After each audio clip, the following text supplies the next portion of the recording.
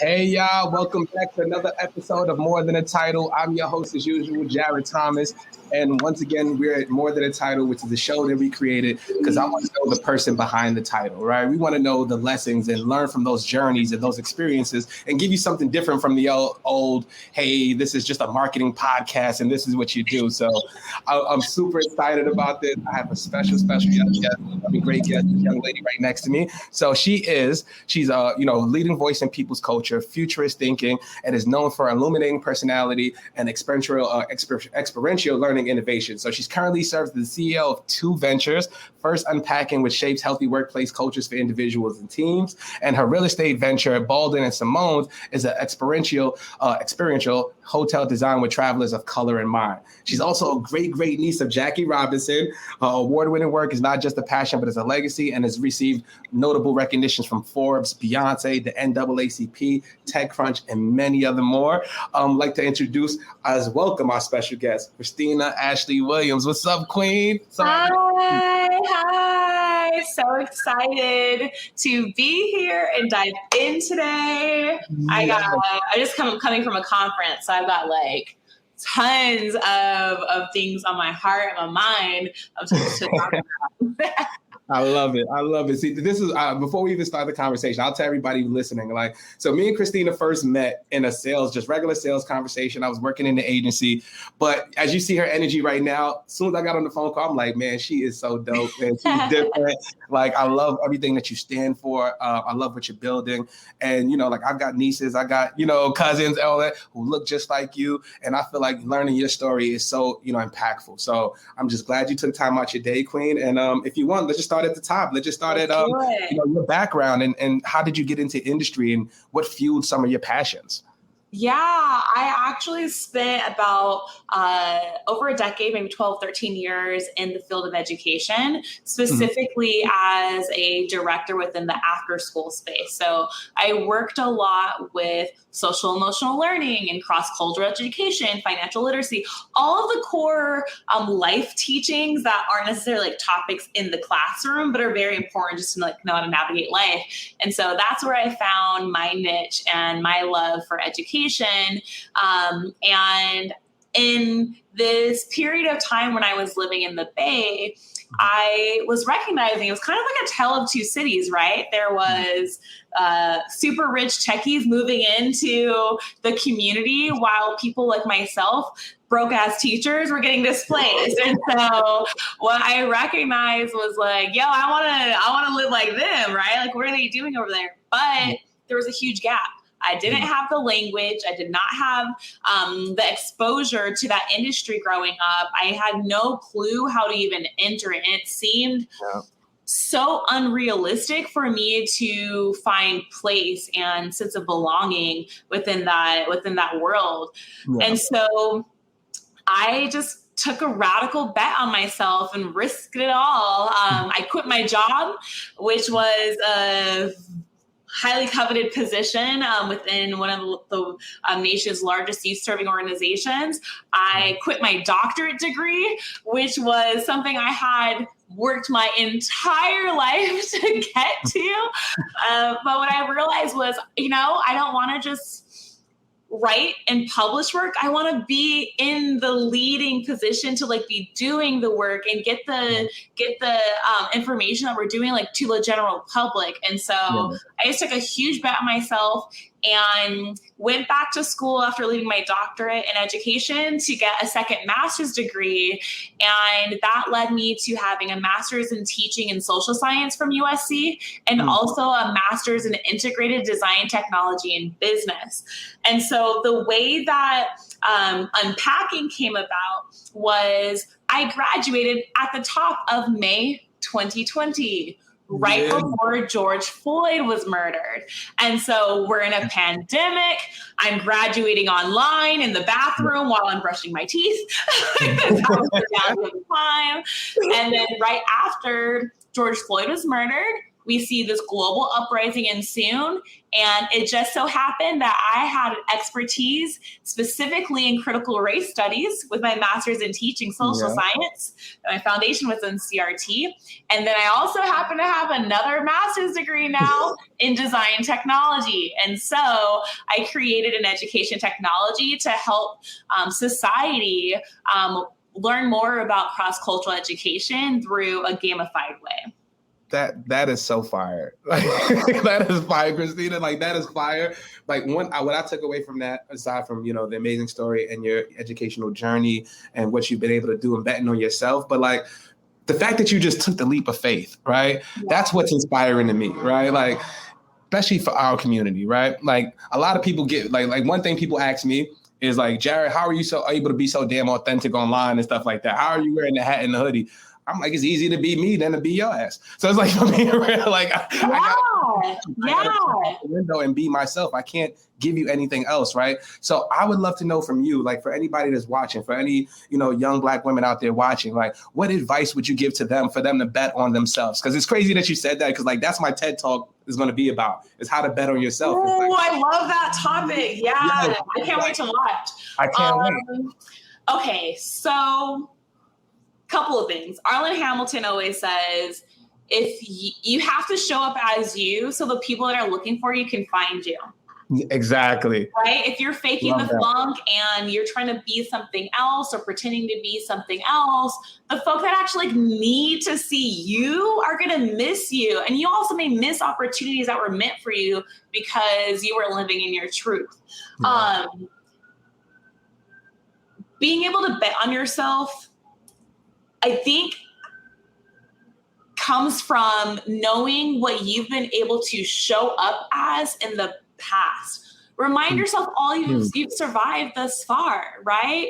Yeah. And also remind yourself that you have a unique vision. I like to do this analogy around wearing glasses. Jared, if you had a set of glasses that you were wearing, they would have a prescription in them for your particular eyesight because you were given a particular vision. Now, if I put your glasses on, I can't see that same vision in the same way, right? It's not my prescription.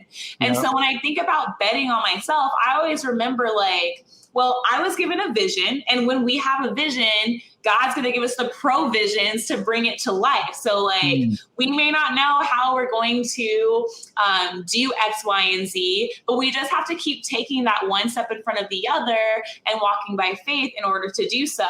I have a really recent anecdote that actually speaks beautifully to this concept, and just brought in some coins into the company because I took a bet on myself and believed in myself. You may have seen that we just won the speed pitch competition at the South by Southwest conference in March, which was so lit. And the tea behind that is we were actually an alternate. Unpacking wasn't selected as a finalist. We were selected as an alternate, which means they had about like 12 categories or so, and they had about 5 finalists for each category, and then they had 3 alternates for each category. The alternates get a 1-minute pitch, and then the finalists get a 5-minute pitch. And the alternates are there in case one of the finalists don't show up, and also just so we have an opportunity to still like get our brand like in front of a big audience because it's a huge conference and everything. Yeah, absolutely. So what ends up happening is, like I'm like, dang, like I'm an alternate, but it's cool. They gave us free tickets to the conference. Might as well like enjoy it like while I'm there, whatever. Yep. I'm gonna go in and give it what I got. We get there. We're going through rehearsals, and I'm recognizing a couple things during rehearsals already off the bat. People remember the 1-minute pitches a lot better than they are the 3-minute pitches. So 3-minute pitches are taking longer, right? And you've got like so many more to go through. And so I'm like, okay, that's low-key kind of an advantage. I'm seeing, okay. What also happened was I obviously have a very bubbly personality. I get up on stage, we're going through rehearsals, and we have coaches there. We have speaking judges. And the coaches are like, you may want to tone it down a bit. And that is something I've heard throughout my life and always stabs me in the heart. I'm like, Are you saying my personality is unprofessional? Right? Right. That's my superpower. That's my superpower. But this is also what like brings me customers and brings me great friendships and what makes me memorable and all that jazz. But that was my feedback. I'm like, okay, they're trying to get me to conform. I'm like, that ain't happening, but I'm gonna take what I can, get and see what I can mesh with it. So anyways, that's rehearsal. The next day is the pitch. Now we go up, I kill it, I win the pitch for the future of work category. What happens next is all of the alternates. So they have winners for the finalists and they have winners for the alternates. Okay. And then all of the other winners from the other categories and the other alternates have to compete against each other during the award ceremony. The finalists aren't competing during the award ceremony. This is just the way the South by Southwest had their ceremony set up. Only the alternates. So that meant me and the other alternates that won their categories got to go on stage in front of investors and media and customers on this big stage. And I won the finals for our speed pitch competition as well. So that means everyone in the audience that was there with the money saw me as the biggest winner. And so like when I went in at thinking like, oh, I'm an underdog, what God actually had planned for me was like, nah, hold up, girl. I got you. Just trust. And that ended up turning into a 6-figure investment because, well, thus far, I've got a couple other meetings coming up this week from that pitch as well, from other funds. But going in as an alternate, thinking this is just for shits and giggles or just for some like quick press or something, ended up turning into way more than I had thought it was going to. And it was a really great reminder that we don't always know what's planned for us, but when we're given a vision, we have to keep walking in faith for it. Yeah, that glasses analogy was fire. I love that, right? And also what I loved about the story is your mindset, right? Because you're thinking about the first of all, you said I have a minute. They have 3 to 5 minutes, right? So somebody like most normal people would have been like, damn, I'm at a disadvantage. Like, I'm just going to do whatever. Like, it is what it is. Like, I'm not going to win this. What are the chances of me winning anyway? Right. Like, so it becomes that. But you thought about the glass half full instead of glass half empty. Right. And most CEOs and entrepreneurs I speak to have that same mindset. Right. So that's like just amazing to me that you were able to do that. Once again, congratulations. And I think it would be a great segue because you said you started it around the time, the Unpacking around the time George Floyd. Right. So what was like the first step? Right. Like, so if I'm trying to like, if I have a similar idea, like I don't have no funding, I got nobody in the bank, I got no rich uncle, my mom and them ain't got it. Like, what do I do? You know what I mean? What is the first step? So, all those companies that were like, we stand in favor of Black Lives Matter. I went and researched all those lists and cold emailed all of them and was like, we can help you with those commitments you made. And so that's how we got our first customers. And then what ended up happening was we were really good. And so word of mouth just continued to carry about our program. And so in 2020, we were just getting off the ground, right? The curriculum was brand new and low-key bullshit, but we were like putting things together because like society's like, we need something right now. And I'm using all these like different third-party services. We're on like Teachable, we're on Miro, we're on Kahoot. And then what had happened was we applied to a grant from Beyonce, got that. We applied to Techstars, got that. We submitted a proposal to Salesforce, got that as a customer. And so now we had some funding and I was like, cool, let me take all of these cool features that I like on these other platforms and build out our own proprietary system. And so because I've been working with teenagers for so long, and that's my bread and butter, I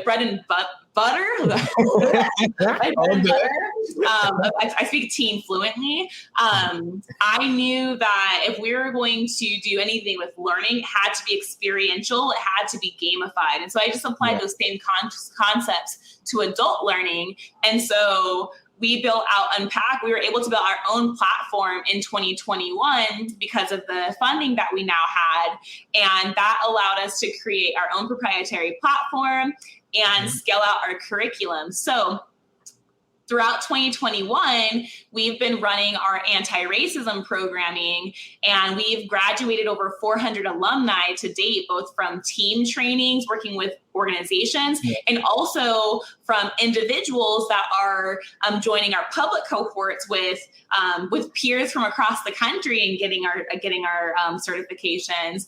And this has created a really awesome opportunity for us to validate our pricing, for us to validate the curriculum, for us to validate the technology, and iterate. Now we're in a position where we're going into phase 2 of the company. And in 2022, now we're transitioning from a training platform to a school for social good. And so if you think about Khan Academy, we are transforming into the Khan Academy for cultural competency, where you'll be able to take courses on anti-racism and LGBTQ inclusion, disability inclusion, gender inclusion, product inclusion, and sustainability. So we want, whenever you're thinking about anything related to social impact, or diversity, equity, and inclusion, you have a go-to site that has gamified learning and cohorts that you actually get to interact with other people with as you go through our curriculum. And I'm super excited about this next phase. And also the beauty of patience that building this company has really taught. Like, what you think you're going to start off as continues to evolve as you're learning and you're in the field. And you have to be okay with testing, failing quickly, iterating, innovating. And it's just a really beautiful process. And there's like so much more that comes about over time than you originally have plans for when you first start. Yeah. Oh man, that's so amazing. And for anyone listening, right? For those who are listening, right? One thing that you said that was amazing just now is the fact that, right, the George Floyd thing happened, right? Obviously, it was the talk. It was something that really impacted me as a Black man. I'm sure yourself too, Kristina. Like, but you said, I'm gonna hold you accountable, fam. Y'all want to say y'all gonna do X, Y, Z? Nah. I'm here. What we gonna do, right? So I'm right here. These are my credentials, and this is what we're gonna do. And the fact, like, I'm curious to know, like, what are the different processes for each of those investors, right? So when you spoke to Beyonce's firm, right, it was very vastly different from Salesforce or the other investors, right? What is that process like? Yeah. And so with Beyonce, she has a foundation called the Be Good Foundation, and they partnered with the NAACP to create a small business grant for Black-owned small businesses, and we were one of the lucky recipients of this grant. And so just being really diligent about applying to as many funding opportunities as possible, you're going to get no's and you're going to get yeses. For example, I just told you I just won the whole speed pitch at South by Southwest, but I also had just applied to another pitch competition at a huge ed tech company and got denied. I didn't even get selected. So it's like, you don't know like who's going to be reviewing or what the criteria is going to be. And it's like, you have to like put your name in as many hats as possible because it's a numbers game at the end of the day. Absolutely. Right? Yeah. And then as far as investing goes, it's also something that takes a long time, and like you learn a lot in the process as well, because it's about finding your industry niche. It's about finding your cultural niche if you're looking for folk that also understand your identity and lived experience in the process. And it's also thinking outside of the box, right? So for example, we're an education technology company. However, we're servicing tons of different industries. We're serving the entertainment industry, the healthcare industry, the hospitality industry, the technology industry, etc. So like we can apply to many different funds that serve other specific industries, and we're able to say, hey, we're helping to improve business relations or organizational cultures within these ecosystems, and this is how we plan to do so. And so like, for example, we just got our investment from PMRC, a joint partnership with Penske Media Company that own Billboard, Rolling Stone, Hollywood Reporter, Variety, and they just bought South by Southwest. That wasn't part of the pitch competition. I just happened to have a big impression while I was on stage, and they sought after me afterwards and was like, hey, we really love your stage presence and your ability to, your storytelling ability. And we think you'd be a really great fit for our fund. And we want to improve these issues within our industry. And so it's a great pipeline. So it's just like being able to think like, all of the different what's the pinwheel? Yeah. Like, all the different right word. Yeah. But you're inspiring me right now by saying all this. Like Kristina, you are super dope. So my thing is, like, if I was a CEO, if I had all this investment, right? One thing that would scare the hell out of me is like, where do I put the money? Right? Making the right decisions, right? Yeah. So what advice would you give to somebody else who may be in a similar situation that got grant money or that's got funding? Like, how do you make sure that you're putting the right partners in place, that you hire the right staff, that you go to the right developers for your tech, right? Yeah. Like, how do you vet all those things? That's a really good thing. I think word of mouth is key. I'm seeing some really interesting plays as far as talent development, talent sharing, which I'll speak to right next. Cool. So as far as starting off a business, I'm not a technical founder. I am a visionary. Okay. I'm design, I'm creative, I'm business strategy. That's me, but like coding, not my jam. And also as a CEO, it doesn't have to be, it's not supposed to be. That's why you hire people. Like the CEO's job is to get money and to scale a business. Like my job is not to be sitting there and coding. If I were a technical founder, it would be, but that's not my ministry. So what I was able to do was bring on a development studio who I was actually familiar with. I knew them during grad school, and I was able to outsource not only the engineering, but like the project management that comes with the development studio. So they gave me a project manager, and they have engineers that are working on my product. And so they've been able to build out my whole beta product over this past year. Wow. And now I've got a fully functioning learning Now I am a Black woman that owns learning management software. I am a Black woman that owns technology software. Say one more time, Kristina. Say one more time. You're a Black woman. I'm a Black woman that owns technology software, and that shit is lit. Like it's fire. Like that's what I'm talking about. Asked me if that was going to be a truth of mine 5 years ago, 10 years ago, I'd have been like, "What are you talking about? That's not the world that I'm in." But it can be, and so. Outsourcing technology development when you're an earlier company is the way that I did it, and that I think is the most financially feasible if you're building out hardware, software. This is why, because salaries for one employee is over 6 figures. So are you going to hire one employee to do tons of work that's not realistic for that one employee to do? Or are you going to hire a development studio that comes with a team of people for the same price? Makes sense to me. Makes sense. Right? Like there's gives and takes around everything, of course, but like that's what makes the most sense as in the pre-seed stage. And when I first started fundraising, I'm talking 2 years ago, so 2020, you would hear a lot of VCs saying some like old guard, like when I say old guard, I mean like white stuff that's been passed down and like doesn't make sense for most access to resources, and especially if you're coming from marginalized demographics. Like just ask one of your buddies from school to what? No. So like when I first started, I used to be critiqued on like, well, why don't you have an internal tech team, or why don't you have a CTO, or da-da-da-da? And I'm like, you got CTO money? Because that's why I'm talking to you right now. So I can bring on those people. So, but now I'm seeing a different conversation, and like people aren't like, now it's more normalized. So like just within the last 2 years, it's more normalized to be able to outsource your tech team as a viable. Yeah, building in the house. A lot of time on that. Sorry. No, you're good.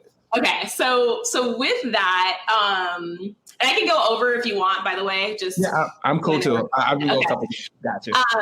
So tech team outsourced. Now I'm in a position where I'm raising for our seed round. So we've had pre-seed funding coming in thus far, meaning anything that's under $1 million, right? So we're getting check sizes that are like 100K, 150K. 250K. Yeah. Now, when you get to your seed, you're not talking about 1, 2, 3, 4, maybe sometimes 5 million, depending on what sector you're in. Yeah.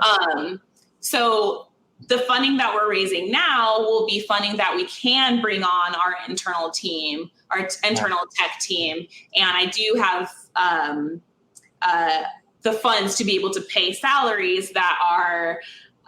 My thing is, like, I want to make sure that I can guarantee at least 2 years salary for a hire. Like, I don't want to hire them knowing I can only pay them for 1 year. I want to already have it in the bank, and the revenue is going to just exceed what we already have in the bank. You know what I mean? Yep. So true.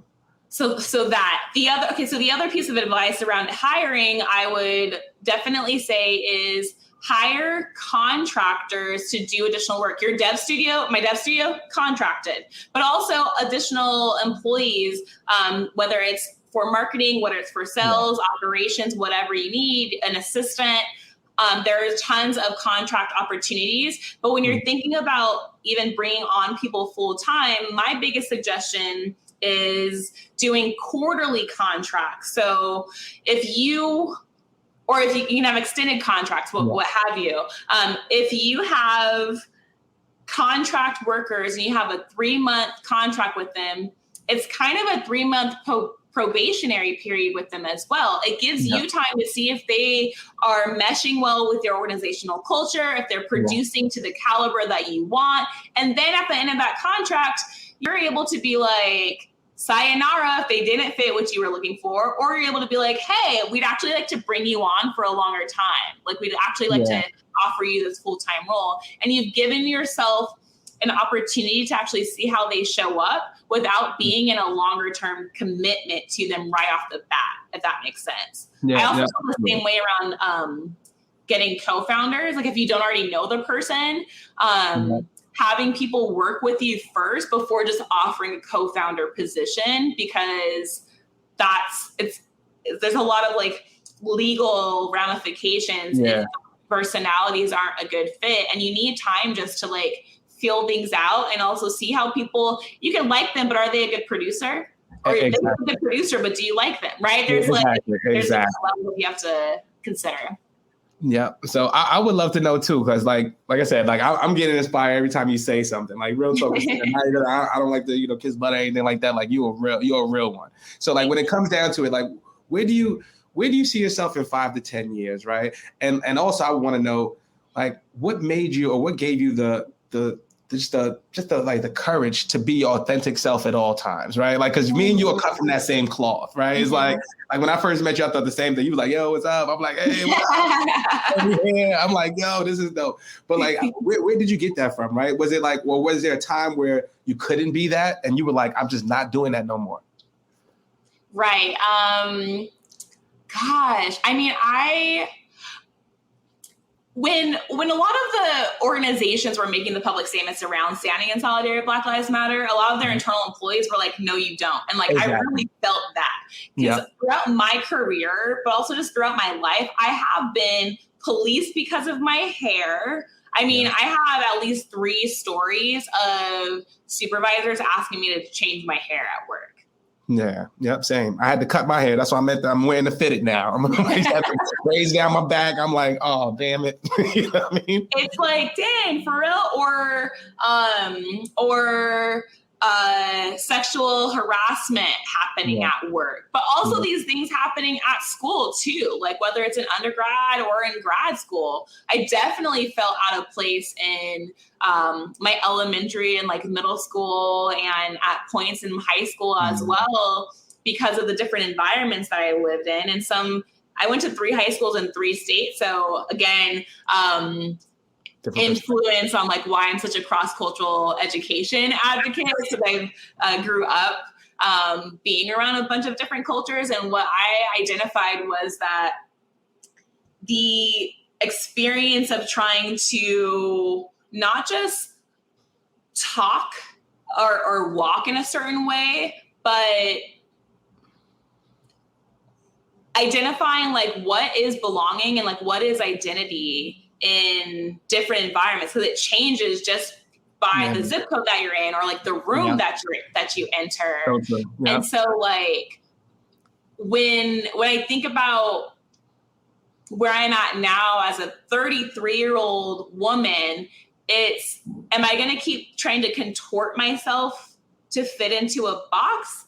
Or like, am I going to relieve myself of some anxiety and fullness? And it really took a lot of work through of anxiety and depression. It took a lot of like getting through it to recognize like, oh shoot, like my belonging is in me. Like I'm where I belong. It's not like I'm going to a certain place to find belonging. Like I am said place. And that was a really big like aha moment. And like sense of belonging has been something that I have struggled with for my whole life, like for sure. And so that we experience already, like as humans, especially if we're humans that are still healing from like childhood traumas and everything, on top of navigating a racist and sexist society, is like, dang, like how do I make space and find safety? Like safety is that key word. And so I think a lot of the work that we do at Unpacking really goes back down to that at the end of the day, is like, I know my why. My why is that I unite a world of culture and belonging, period. So like anything that I'm doing, whether it is with the tech company, or you mentioned my hotel as well, culture and belonging, right? Designing for travelers of color to find a sense of belonging when they enter my space. So like, I'm just really intentional right now around showing up as my fullest self, because I think honestly it makes other people feel comfortable. I've seen that consistently when I'm facilitating. I see people kind of like let their guards down and feel like they know it's okay to make errors and to try things, because they recognize that, or also because we explicitly say, like when we're norm setting, this is a call in culture. This is not a call out culture. We practice a call in culture. So if we're gonna make mistakes or ask questions or feel silly, this is the place to do this. This isn't cancel culture like out there in the real world. We're in a training for us to specifically have cross-cultural education. And so for a lot of us, the language is new. A lot of us, the topics maybe feel timid or uncomfortable. It's okay. So we create different norms to make sure that we know it's okay, but also create teachable moments, such as using a keyword like oops. Like if someone says something and it comes off that in a way that may have been interpreted offensively, or maybe is past language we don't really use into it, because it's changing every 2 days.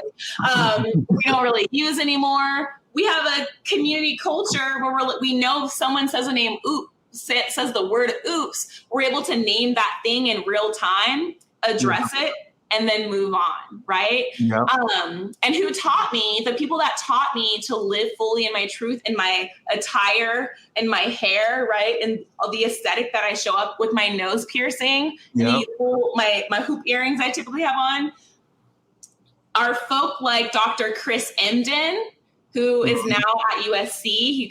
He was at Columbia prior. Dr. David Stovall, Dr. Bettina Love. These were Dr. Gloria Latson-Billings. These were all educators that I was introduced to when I was first starting off my education career. And I saw them show up in Timberlands and in fitted hats and in t-shirts at these huge research conferences and things where we're around all these like suits and ties. And I'm like, dang, like you're a professor, like you're a doctor, like seeing that planted such strong seeds for me to know that like I was okay. Like it was okay to be me. And like, I I was going to find a world that like I had to just keep showing up and be great. That's it. Like, that's so real. Because that carries more weight than anything else. Like, and I think there's a component there too. It's like you kind of create your privilege. Like I have a privilege in being able to show up in the attire that I show up in because I have a reputation for being a great speaker, for leaving people with actionable steps, and for them having memorable experiences when I'm there. So like this physical, like whatever, like facade isn't as thought about or like honed in on as how I make people feel at the end of the day. Exactly. Like that's like, yeah, there's something around that belonging that I create for folk, and that enjoyable experience I create for folk is what ends up lasting longer than them thinking like, dang, like she was kind of in a tight dress. Yeah, well, I'm Black and I have hips, so I don't know what to tell you. So that's it, right? like what you said was so real. Like, and I'm gonna be honest with you, Kristina, that's why I do what I do. Right? Like it's the representation matters, right? Yeah. Like, I've shared the story too. Like, but like when I came in the industry, I was straight from the Bronx, right? You know, I came in, I was doing mortgages, I was selling BBQ smelling like ribs. I was, you know what I mean? I was at Starbucks. I did everything, right? And then when my son was born, I got to weigh in. But when I got to weigh in, I had to be a specific way. I had to come in, I had to wear the same stuff I used to wear in Catholic school. I got baggy slacks on with Prada shoes. They looking at me, braids down my back. I'm like, okay. And I come in, hey, what's up, Jared? Like, why you say what's up to me? Like that, you know what I mean? I have the language changes. Like, what's up, my man's like. Like, that wasn't the way you said it was all off, but okay, right? But like when I was young and thinking that, and I know I always had the hustle, always had the drive, always had the vision, but there was nobody that looked like me higher up. And that is hard, Yeah, you know, you had to, like, I used to think the Black professionals, there were VPs and CEOs and CMOs, they were like the Black elite, right? You don't get there. You have to know somebody to know somebody, and you have to be related to their cousin and actually marry into the family and then say, what's up? It's like, no, it's not that, right? So me, I'm like, look, I failed for 8 years. I've done a lot of great things, but I've also hit rock bottom. You know what I mean? So like, if I'm going to fail and hit rock bottom and be broke out here, I'm going to do it like this. You know what I mean? And I got to show up as myself. And then when I started to do that, like you said, you fight through it. You fight through the imposter syndrome. You fight through does anybody care? Is anybody listening? There's days where nobody's listening. And you're like, holy crap, like it's not, what's up? And then you get that one day where somebody from like Germany is like, yo, I listen to your shit every day, man. And I love it. And you know what? Or me and Hootsuite right now, like I go into the, to the big, calls with our team. I see people more hats. I see more hoodies. And I'm like, that's what I'm talking about. Right. So that's what it gives, when we show up as ourselves, it gives it gives others permission to show up as their selves as well. It's such a beautiful ripple effect. Well, and that goes like across different spectrums. And whatever that display looks like, whatever their expression looks like. And it's really rewarding. And then it's like, if we're thinking too about like this virtual space when we're, or in person, when we do that, like think about how much more comfortable and easier it is for us to learn and to like process things when we've taken this like stress layer and this like judgment like away. It's just like, okay, cool. Let's all just like be laid back in this space and focus on what we're here to focus on, that the stuff that like actually matters, because like the clothes down. Exactly. And I'm telling you, it works. Like I show up in meetings like this. It could be a meeting with the CEO. I'm showing up like this, right? Because I know the value I'm going to bring in that meeting or whatever conversation we're having, and I don't have to second guess myself. And when you have that, it's just like, not having to second guess. You know what I mean? Like, and also our language, right? So like, look, the code switching that occurs, and code switching happens in all sorts of forms, right? We code switch when we're talking to our parents compared to when we're talking to our friends, compared to we're talking to our boss, compared to we're talking to partner, lover, or something like whatever. Lover, like there's different language that we have. There's different keywords that we're using. There's different influxes on our tone, and like words have different meaning in different contexts as well, right? Like bitch mean maybe one thing in one setting and bitch maybe something else in another setting, right? Like it depends who you're talking to at what place in time. And like I'm really big on emphasizing like environment and like, because things carry different meaning, and they only have meaning because we give it meaning, right? Yeah. Everything is a symbol, whether it's a word or it is an inanimate object. Like they're symbols, and they only hold weight because we've placed value on it or taken value away from it as well. So real. And Kristina, I feel like I can talk to you forever. Like, and for everybody watching, I just want everybody to know this is like our second conversation, right? So if you understand like how we're so open like that, it just feels like old friends talking, because it's just two real people having a conversation. And this is exactly what I wanted to have the podcast for. And I just want to let you know, Kristina, like I'm rooting for you. I'm sure everybody who's heard this conversation is rooting for you. Like you are incredibly dope. Like I want to see you win. I want to see you on the Forbes, the entrepreneur magazines and all that. And you're going to manifest it, but you're putting in the work. So that's what matters, So thank you for taking time out your schedule, like just to rock with me and just to share game. And like, I really appreciate it. Absolutely, Jerry. I appreciate you thinking of me and having me. And like, one thing I want to leave everyone with is, in that transition time for me of leaving education and entering tech, I was figuring things out, right? Like I told you, I quit my job, I quit school, all of that. I slept in my car for a couple of months while I was figuring shit out, y'all. And now I'm one of the 0.2% of Black women that have raised venture capital funding just a couple of years later. So like, don't be afraid of betting on yourself. Do it. You got it. You're not given a vision for you to sleep on it. You're supposed to die with your memories, not with your dreams. So like, go hard and just remember that people will believe in you when you believe in you. So I believe in you. Oh man, that was bars. You dropped over some bars. But thank you so much, Kristina, and everybody who's watching, all the comments. Thank you, y'all. I love y'all for free. Next, we actually got another one this week with Walter Gear for episode 5. So he's a bad brother. He's one of the biggest executive creative directors in the advertising space. So he's interviewed, Mark Pritchard, CMO Procter & Gamble, Gary Vee, you name him. And he's somebody that I aspire to be. So to have the brother come on and we're going to talk shop, we're going to be on IG, we're going to have some fun. So we'll see you guys Wednesday at 9:00. Kristina, once again, thank you so much, Queen. And yeah, I'm coming to the A too. So I got to holler at you. I'm moving to the A. Please do. You got lunch on me just off the love. And I appreciate you, all right? Great and to see you guys next week. And bye, everybody.